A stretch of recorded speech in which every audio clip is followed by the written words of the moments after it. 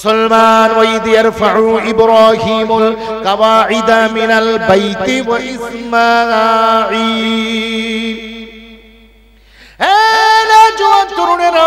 হযরত সাইয়্যিদনা ইব্রাহিম নবী ছেলে ইসমাঈলকে নিয়ে কাবা ঘর তৈরি করতে লেগেছেন। ইব্রাহিম নবী যখন কাবা ঘর তৈরি করছেন, কাবা শরীফের হাইট অনেক উপরে, ইব্রাহিম নবী আর উপরে যেতে পারছেন না।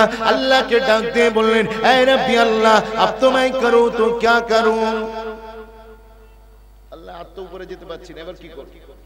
আমার আল্লাহ বলেন, ডোন্ট ওয়ারি, তুমি তো আমার ঘর বানাচ্ছো, তুমি তো আমার ঘর বানাচ্ছো। যে পাথরের উপরে দাঁড়িয়ে আছো, ওই পাথরটার উপরে একটু শক্ত করে দাঁড়াও, আমি আল্লাহ ওই পাথরকে তোমার জন্য লিফট বানিয়ে দিলাম। তুমি উঠবে, পাথর উঠবে। হাজী সাহেবরা গিয়েছেন, জিজ্ঞেস করে দেখো, ওই পাথর সোনার জালির মধ্যে ঘেরা, কাবা শরীফের পাশে রাখা আছে। এখনো পর্যন্ত সাইয়্যিদনা ইব্রাহিম নবীর কদম মোবারকের ছাপ 4000 নয়, 5500 বছর পার হয়ে গিয়েছে। আমার আল্লাহ সেই পাথরের উপরে ইব্রাহিম নবীর কদম মোবারকের ছাপ এখনো পর্যন্ত রেখে দিয়েছেন। জোরে বলবেন না সুবহানাল্লাহ। ইব্রাহিম নবী তিনি কাবা ঘর তৈরি করছিলেন, আর ওই পাথরটা লিফট হয়ে গিয়েছিল। যখন উপরে ওঠার প্রয়োজন পড়ে, পাথর উপরে বেড়ে যায়, পাথর একেবারে উপরে হাইটে বেড়ে যায়। ইব্রাহিম নবী উপরে দেওয়াল গেঁথে নেন, প্লাস্টার করে নেন, প্রয়োজনীয় কাজ সম্পন্ন করে আবার যখন নামার প্রয়োজন হয়, তখন পাথরটা আবার মোমের মতো গলে সংকুচিত হয়ে যায়। জোরে বলবেন না।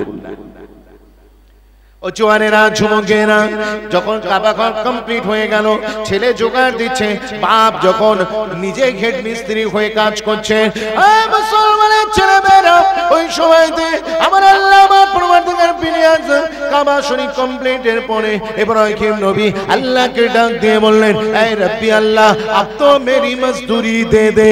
আল্লাহ, আপনার নির্দেশ মোতাবেক আমি আপনার ঘর বানিয়ে দিয়েছি, সুন্দর করে ঘরটাকে সাজিয়েছি। আল্লাহ, এবার আমার পারিশ্রমিক দিন, আমার মজুরি দিন। কাজ শেষে মজুরি চাই না, মজুরি দিন। ওই সময় তো আল্লাহ বললেন, এ ইব্রাহিম, जो मांगना है तो मांग ले, मैं देने को तैयार। তো কি চাই বলো না, তুমি তো আমার ঘর বানিয়েছো, আর আমি মজদুরি দিতে কোনো কার্পণ্য করব?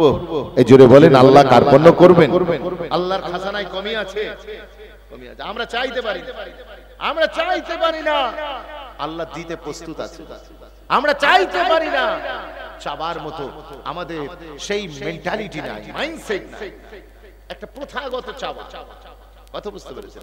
চাইতে হয় তাই চাই। আল্লাহ তো দেবার জন্য প্রস্তুত। আল্লাহর খাজানায় কম আছে। আল্লাহ নমরুদকে দিলেন, কারুনকে দিলেন, হারুনকে দিলেন, সাদ্দাতকে দিলেন, শদীদকে দিলেন, নরেন্দ্র মোদীকে দিলেন, জো বাইডেনকে দিলেন, পুতিনকে দিলেন, নেতানিয়াহুকে দিলেন, আর আল্লাহ আপনাকে দেবেন না? আমি আর আপনি চাইতে পাচ্ছি না, কথা বলে না। আল্লাহর খাজানায় কম আছে, চাইতে পাচ্ছি না। আমরা মনে করি দোয়া যখন করি তখন মনে করি দিলেও হবে, না দিলেও হবে। কথা বুঝতে পারছি। আমরা যখন রবের চৌকাটে এই তাওয়াক্কুল নিয়ে চাইবো যে আমাকে আল্লাহ ছাড়া দেনেওয়ালা আর কেউ নাই, আর আমাকে আল্লাহ তোমাকে দিতেই হবে, না ছড়বার না, আমার আল্লাহ অবশ্যই আপনার সাজদা থেকে মাথা উঠতে দেরি হবে, আমার আল্লাহ আপনাকে দিতে দেরি করবেন না। আর একবার জোরে বলবেন না সুবহানাল্লাহ। মুসলমান মনে রেখে দেন, ইব্রাহিম নবী ওই সময়তে আল্লাহর কাছে ডাক দিয়ে বললেন, আল্লাহ, এবার আমার মজদুরি দিন। আল্লাহ বললেন, ও আমার খলিল, তুমি কি চাই বলো না, যেটাই চাইবে সেটাই পাবে। ও নওজোয়ান তরুণেরা, এত বড় একটা চান্স পেয়ে সাইয়্যিদনা ইব্রাহিম নবী কি চেয়েছিলেন? আল্লাহ জান্নাত চেয়েছিলেন নাকি?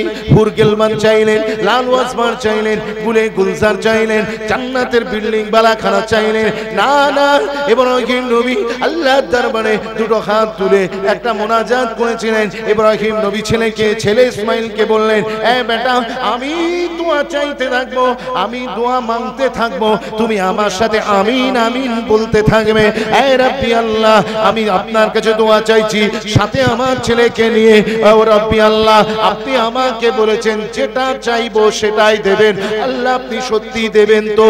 আমি আল্লাহর কাছে দোয়া চাইছি, আল্লাহ আপনি দেবেন তো? ইব্রাহিম নবী আল্লাহর কাছ থেকে আল্লাহকে বললেন, আমার আল্লাহ বললেন, এ ইব্রাহিম जो मांगना है तो मांग ले, मैं देने को तैयार, কি চাই বলো না। ওই সময়তে সাইয়েদেনা ইব্রাহিম নবী দুটো হাত তুলে বলেছিলেন, রব্বানা ওয়া বা'আস ফীহিম রাসূলাম মিনহুম ইয়াতলু আলাইহিম আয়াতিক ওয়া ইউআল্লিমুহুমুল কিতাবা ওয়াল হিকমাতা ওয়া ইউযাক্কিহিম। মুসলমান ইব্রাহিম নবী জান্নাত চাননি, জান্নাতের হুর গেলবান চাননি, জান্নাতের বিল্ডিং বালাখানা চাননি, দুনিয়ার বাদশা খান চাননি। ও নওজোয়ান তরুণেরা, হযরত ইব্রাহিম নবী আল্লাহর নামে দুটো হাত তুলে বলেছিলেন, ইয়া আল্লাহ মুঝে কুছ দে ইয়া না দে, কম সে কম মুস্তাফা কা দাদা বানা দে। আরো জোরে বলা যাবে না? আল্লাহ কুছ দে ইয়া না দে, কম সে কম মুস্তাফা কা দাদা বানা দে। আপনি তো আখিরি জামানার নবীকে কোনো না কোনো দিন একদিন এই ধরতিতে পাঠাবেন। আপনি 1 লক্ষের উপর নবী রাসূল, কোন নবীর বংশে আপনি পাঠাবেন না, কোন নবীর বংশে পাঠাবেন না। তাহলে আমি কার বংশে পাঠাবো? আল্লাহ আমার বংশে পাঠাবেন, আমার ছেলে ইসমাইলের বংশে পাঠিয়ে আমাকে, আমি ইব্রাহিম নবী, আমাকে ওনার দাদু জান বানিয়ে দেবেন। আর একবার জোরে বলবেন না সুবহানাল্লাহ। ইব্রাহিম নবী আল্লাহর খলিল গো, যেন তেন লোক নয়, যেন তেন লোক নয়, খলিল। তিনি আল্লাহর কাছে দোয়া চাইছেন মুহাম্মদে আরবির দাদু হওয়ার জন্য, আর আল্লাহ আপনাকে মুহাম্মদে আরবির গোলাম বানিয়ে দুনিয়ায় পাঠালেন। আল্লাহ আপনাকে আলাউদ্দিনের চারাক দিলেন, আপনি ফাটা লোটার পিছনে ছুটছেন। যে মানুষটা নিজের ভ্যালু জানে না, তার ভ্যালু দুনিয়ায় কেউ দেয় না।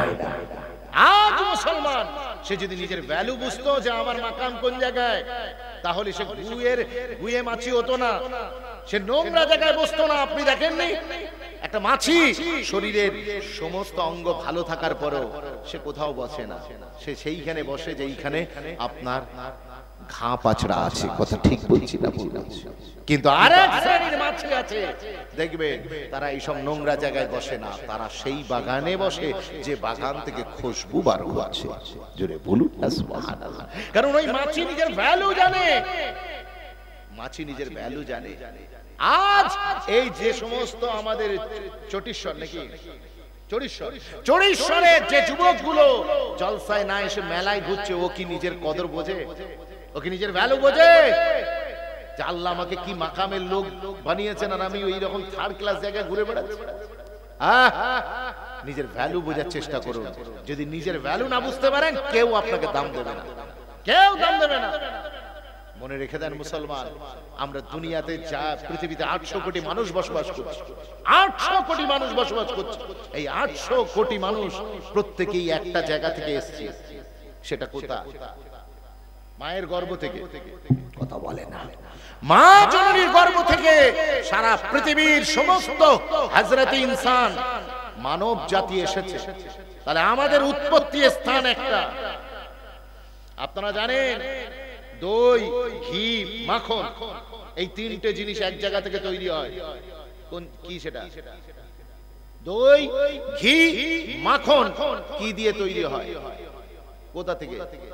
মিল্ক দিয়ে তৈরি হয়, দুধ দিয়ে তৈরি হয়।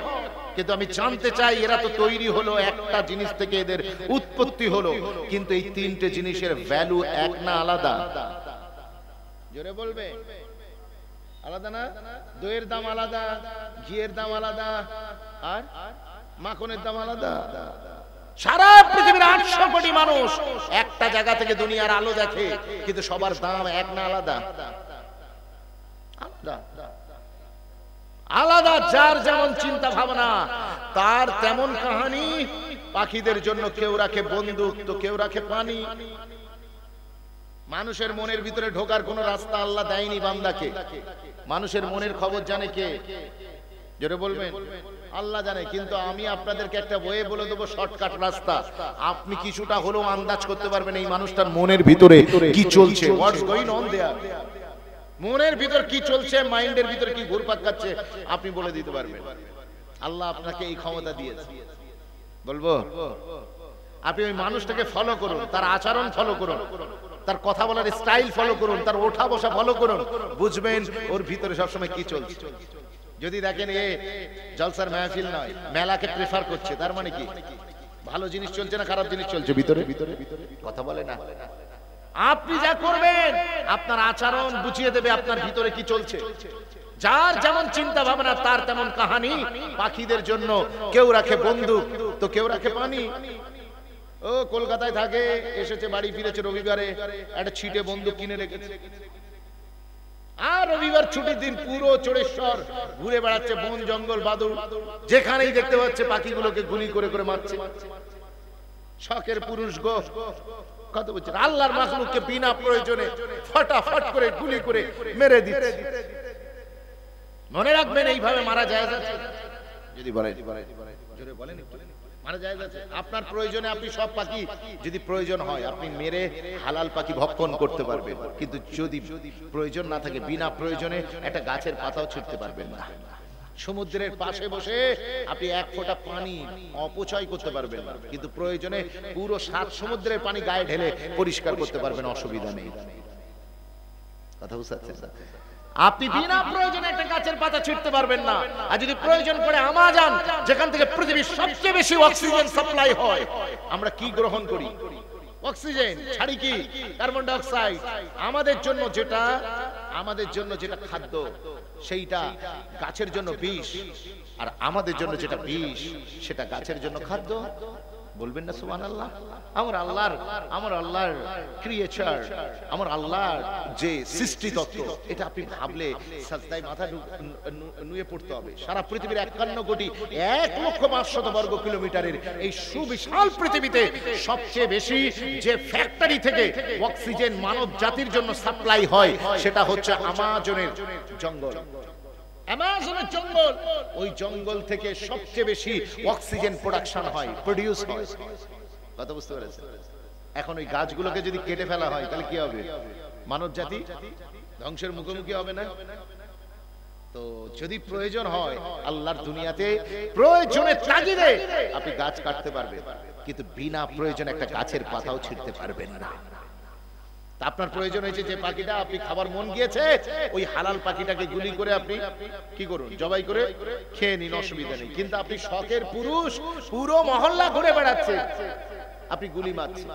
আর একটা লোক চড়িশ্বরে প্রচন্ড গরমকালে যখন পুকুরে পানি নেই, কলেও পানি নেই, লেয়ার নেমে গিয়েছে, এইরকম একটা সময়তে আমাদের চড়িশ্বরের এক যুবক, সে তার ঘরের 2 তলা ছাদের উপরে ফ্রিজ থেকে ঠান্ডা পানি বর্তনে করে নিয়ে সে কি করেছে, ওই জায়গায় ছাদের উপরে রেখে দিয়েছে। কেন রেখেছে? এই কারণে রেখেছে, আল্লাহর ছোট্ট ছোট্ট পাখি মখলুক গুলো তারা পুকুরেও পানি পাবে না, পানি পেলেও সে পানি এত তীব্র গরম, তীব্র হট হয়ে আছে, উষ্ণ হয়ে আছে, পান করার যোগ্য নয়। আবার কলেতেও পানি নেই, এই মখলুক গুলো কোথায় যাবে? আমি ফ্রিজ থেকে একটু ঠান্ডা পানির ব্যবস্থা এখানে করে দিলাম, যাতে করে আল্লাহর ছোট্ট মখলুক গুলো তারা পানিটা আরামসে খেয়ে নিজেদের কলিজাকে ঠান্ডা করতে পারে। আর একবার জোরে বলবেন না সুবহানাল্লাহ? এই দুটো কাজ থেকে কি বুঝলে? যার যেমন চিন্তা ভাবনা তার তেমন কাহিনী। পাখিদের জন্য কেউ রাখে বন্দুক তো কেউ রাখে পানি। যার যেমন চিন্তা ভাবনা দেখে বুঝলে। আজকে এখানে আমি আপনাদের কাউকে চিনি না, কিন্তু মনে রাখবেন আপনারা এখানে এসেছেন, আমি দেখেই বুঝতে পেরে গেছি আপনারা ভিতরটা কেমন আছে। কথা বুঝতে পেরেছেন? আপনাদের শোরুম দেখেই বুঝেছি গোডাউনে কি আছে। কথা বুঝতে পেরেছেন? শোরুম দেখেই বুঝতে পেরে গিয়েছি গোডাউনের ভিতরে কি আছে। আপনারা কি চাইছেন, আপনাদের মনের ভিতরে কি চলছে, আপনি কোন ফ্যামিলি থেকে আসছেন, আপনার ব্যাকগ্রাউন্ড কেমন, আমি সব বুঝে গিয়েছি। আল্লাহ যেন আপনাদেরকে রাসূলের দ্বীনের জন্য সত্যিকার অর্থে কবুল করে নেন। বলেন আল্লাহুম্মা আমিন। একটু জোরে বলা যাবে না আল্লাহুম্মা আমিন? একটু মুহাব্বতে দরুদ শরীফ আল্লাহুম্মা সাল্লি আলা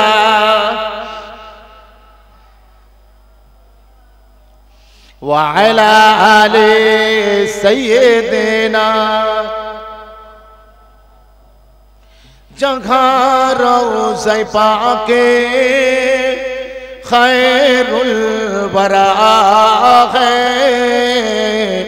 वो जन्नत नहीं है तो फिर और क्या है। बोलুন না সুবহানাল্লাহ। এই দুনিয়াতে আল্লাহ দুটো জান্নাতের টুকরা দিয়েছেন। কয়টা? এই জোরে বলবেন কয়টা? দুটো, একটা চড়িশ্বরে আর একটা মদিনাতে। জোরে বলুন না সুবহানাল্লাহ। কয়টা জান্নাতের টুকরা? একটু কথা বলে না, একটু সাড়া দেবেন। আমার সাথে রাগারাগি নেই তো, একটু বলবেন, আমি খুশি হব। তাহলে কি কটা জান্নাতের টুকরা?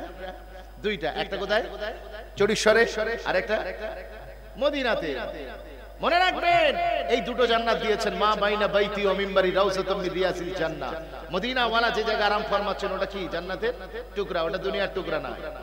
মনে রাখবেন এই দুটো জায়গা আল্লাহ এখন জান্নাত দিয়েছেন আজকের দিনে। এখন আমি দেখতে পাচ্ছি এখানে বসে। কিন্তু মনে রাখবেন রাসূলের জান্নাতের টুকরা রওজা শরীফ নট ট্রান্সফারেবল। এটার স্থান কোনো পরিবর্তন হয় না, এটার স্থান কোনো পরিবর্তন হয় না। ওটা কিয়ামত পর্যন্ত জান্নাতের টুকরা থাকবে। এবং যখন কিয়ামত হয়ে যাবে আল্লাহ রাসূলুল্লাহর রওজা মোবারকের পুরো খিত্তাটাকে তুলে জান্নাতের ভিতরে আমার আল্লাহ স্থানান্তরিত করে দেবে। জোরে বলবেন না? আর আপনাদের চড়িশ্বরে এইটা যে জান্নাতের টুকরা, এইটা আজ এখানে জান্নাতের টুকরা আছে, কিন্তু আগামীকাল এটা আর এখানে থাকবে না, পাশের পাড়ায় চলে যাবে,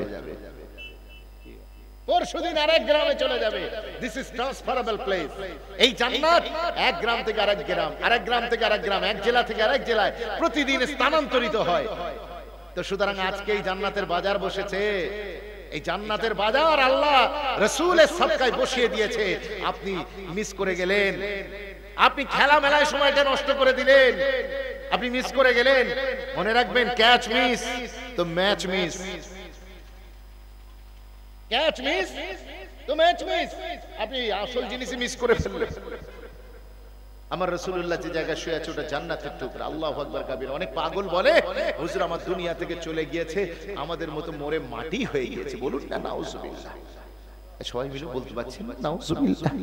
আমাদের তো সিলসিলা এলাকায় এত, আমাদেরকে, আমরা তো সব জানাচেনা মানুষ, আমাদের লাইনের মানুষ। কথা বুঝতে পেরেছেন? মাটি খুব নরম। আমার মুজাদ্দিদুজ জামান দাদা হুজুর পীর কেবলার মাটি ময়দান খুব নরম গো। এই জমিন খুব উর্বর, এখানে যা বসাবেন তাই ফলবে। কথা বুঝতে পেরেছেন? আমার মুজাদ্দিদুজ জামান দাদা হুজুর পীর কেবলা, পাঁচ হুজুর কেবলার এই ময়দান বড় উর্বর গো, যা বসাবেন তাই হবে। আপনারা বদনাম করে দেবেন। বলছিলাম কিছু লোক তো মনে মনে করছে যে আমরা মরে গেলে যেমন মাটি হয়ে যায়, আমার রাসূলুল্লাহ বুঝি অমন হয়ে গেছে। বলুন নাউজুবিল্লাহ।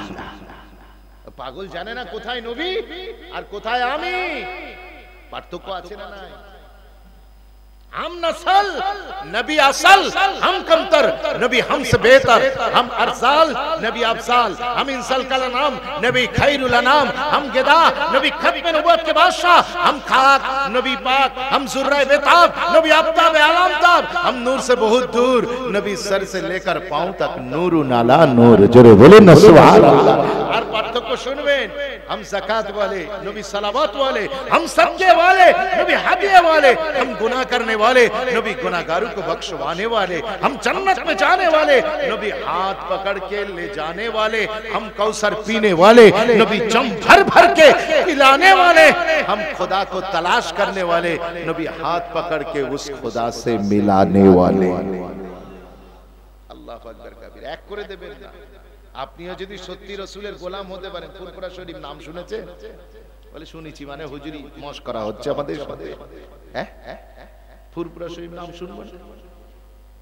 বড় হুজুর পীর কেবলা নয়, বড় হুজুর পীর কেবলার আহলিয়া ইন্তেকাল করেছেন আজ থেকে 35 থেকে 40 বছর আগে। কয়েক বছর আগে তার কবর মোবারক বাঁশ পচে গিয়ে কবর মোবারক ধসে গিয়েছে। কবরের ভিতরে মাটি ধসে ঢুকে পড়েছে। তো কবর ফাঁক হয়ে যাবার পরে কিছু দুষ্টু ছেলে তারা ওই কবরের ছবি তুলে সোশ্যাল মিডিয়াতে দিয়ে দিয়েছে। কিছু দুষ্টু ছেলে বদমাইশ করছে, আছে না? দুষ্টু ছেলে ছবি তুলে আর সোশ্যাল মিডিয়াতে দিয়েছে। একেবারে one time it is viral, viral হয়ে গিয়েছে। ভিতরে উঁকি বেরে দেখা যাচ্ছে 40 বছর আগে বড় হুজুরকে নয়, দাদা হুজুরকে নয়, বড় হুজুরের আহলিয়া আমাদের বড় মাঝিকে যে কবরে মাদফুন করা হয়েছে। কত বছর বললাম? আফটার 40 ইয়ার্স, 40 বছর পরে উঁকি দিয়ে দেখতে পাওয়া যাচ্ছে পুরো লাশ পচে গেছে। নাকি লাশ পচে গেছে বলে মনে হচ্ছে? উঁকি দিয়ে দেখতে পাওয়া যাচ্ছে লাশ তো দূর কি বাত, ওই বড় মাঝির কাফন মোবারকে এতটুকু মাটির দাগ পর্যন্ত লাগেনি। আমরা বাড়ি গিয়ে সুবহানাল্লাহ বলবো। जमीन मैली नहीं होती, जमन मैला नहीं होता, मोहम्मद के गुलामों का कफन मैला नहीं होता। যারা রাসূলের গোলামতি করবে তাদের মাকাম যদি এই হয়, ये शान अगर है खिदमतगारों की तो सरदार का आलम क्या होगा। একটা গোলাম যদি রাসূলকে ফলো করে তার জীবন এত সুন্দর হয়, তার কবর এত সুন্দর হয়, তাহলে আমার সেই রাসূলুল্লাহর মাকাম কেমন? ওয়াজ বুঝতে পারছেন তো নাকি গো? আমার কথায় যে বুঝবে না কিছু সে খাবে কচু, আর যে বুঝবে কিছু সে ওই পয়সা কিনবে লিচু। আর বলবো কিছু, আর বলবো না, শেষ করে দেবো। কথা বলেন আপনারা, যেটা বলবেন। ভাইজান এসে গিয়েছেন, টেনশন নেই, আপনাদের প্লেয়ার পুরো রিজার্ভ, যখন খেলাবেন ইনশাআল্লাহ হবে। কথা বুঝতে পেরেছেন? মুসলমান, আমি বলছিলাম কিনা, আজকে আপনি নিজের চিন্তাধারা চেঞ্জ করুন। আজকের জলসায় আপনি নিজেকে বড় লাকি বলে মনে করুন। আল্লাহ পাক আপনাকে বিনা অ্যাপ্লিকেশনে, বিনা দরখাস্তে রাসূলুল্লাহর গোলামতি আতা করে দিয়েছে। খুশি তো নাকি? খুশি? আর গোলামের নকরা হয় না, জানেন তো? গোলামের নকরা হয় না। চার ইমামের এক ইমাম, ইমাম আহমদ বিন হাম্বল রাহিমাহুল বারি, তিনি মার্কেট থেকে একটা গোলাম কিনে আনলেন। তখন মানুষ বেচার হাটে মানুষ বিক্রি হতো, গোলাম বিক্রি হতো। তিনি একটা গোলাম কিনে আনলেন। কথা বুঝতে পেরেছেন? গোলাম কিনে আনলেন। জি, আমার দিকে হাসবেন না, আমার দিকে। গোলাম কিনে আনলেন। গোলাম কিনে আনার পরে এই যে বাবাজি, আমরা অনেক সময় এটা ভুল করি আর কি। হ্যাঁ, আমরা কেউ যদি কোনো মানে ভুল করে ফেলে, আমরা সেটাকে মস্করা পর্যায়ে নিই। এটা ঠিক না, ঠিক কি না? কথা বুঝতে পারছেন? ঠিক না? রাসূল পাক সাল্লাল্লাহু আলাইহি ওয়াসাল্লাম নামাজে দাঁড়াবেন, এমন সময়তে একজনের হাওয়া খারিজ হয়ে গেছে। কি হয়েছে? নামাজে দাঁড়াবেন, মসজিদুন নববীতে হাওয়া খারিজ হয়েছে, বোঝেন তো? লাফিং গ্যাস, হাওয়া খারিজ হয়েছে। এখন পুরো মসজিদুন নববীতে সেই দুর্গন্ধ ছড়িয়ে পড়েছে। তখন এখন নবী পাক সাল্লাল্লাহু আলাইহি সাল্লাম বললেন, যাও তোমরা, তোমাদের ভিতরে যার ওযু নষ্ট হয়েছে সে ওযু করে এসো। যার ওযু নষ্ট হয়েছে ওযু করে এসো। ওই সময়তে কে যাবে গো? কে যাবে? যে যাবে সবার সামনে তার আয়াত প্রকাশ হয়ে যাবে না? ওই জন্য প্রবীণ সাহাবী হযরতে আব্বাস রাদিয়াল্লাহু তাআলা আনহু তিনি বললেন, হুজুর এটা কেমন হয় আমরা যদি সবাই গিয়ে একসাথে ওযু করে আসি? জোরে বলবেন না সুবহানাল্লাহ? একটু জোরে বলবেন না সুবহানাল্লাহ? ইমাম হাসান হুসাইন একদিন এক জায়গা দিয়ে যাচ্ছিলেন, দেখলেন একদম বুজরুগ মানুষ, তিনি ওযু করছে, ভুলভাল ওযু করছে। হাত ধোবার জায়গায় পা ধুচ্ছে, মুখ ধোবার জায়গায় ঘাড় মুসা করছে। হযরত ইমাম হাসান আর হুসাইন, হাসানাইন কারিমাইন, তিনি চিন্তা করলেন আমরা যদি এনাকে ডাইরেক্ট বলি মনে লজ্জা পাবে, কষ্ট পাবে, আমাদের চেয়ে উমরে বড়, বয়সে বড়। ওই সময় তিনি কি করলেন, তিনি এনারা দুজন বলেন, আচ্ছা মুরব্বি মুরব্বি মুরব্বি, এই যে এদিকে, হ্যাঁ বললেন, মুরব্বি আপনি, আমরা দুইজনে ওযু করছি, আমরা দুইজনে ওযু করছি, আপনি দেখুন আমাদের কোন জায়গাটায় ভুল হচ্ছে। বলবেন না সুবহানাল্লাহ? ইমাম হাসান আর হুসাইন ভুল করছিল কে? মুরব্বি। আর এনারা কি বলছেন? বলছেন আপনি দেখুন আমরা দুই ভাই ওযু করছি, কার ওযুটা ঠিক হচ্ছে আপনি একটু বলবেন, ভুল হলে ধরিয়ে দেবে।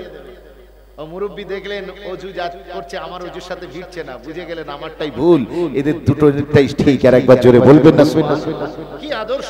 সেই জন্য আমরা কারোর মজাক উড়াবো না, কাউকে আমরা হেয় করে দেবো না। এটা আমার আল্লাহ আমাদের ইজ্জত কিয়ামতের দিন রক্ষা করবে। আমরা যদি অপরের আয়েব রক্ষা করি, কিয়ামতের দিন আমাদের গুনার উপরে পর্দা কে দিয়ে দেবে? যেটা বলেন, কে দিয়ে দেবে? আল্লাহ দিয়ে দেবেন। আচ্ছা যাই হোক, আমরা ওদিকে না যাই, হারিয়ে যাব। তাহলে আমি বলছিলাম ইমাম আহমদ বিন হাম্বল তিনি বাজারে গেলেন, একটা গোলাম কিনলেন, নিয়ে এলেন।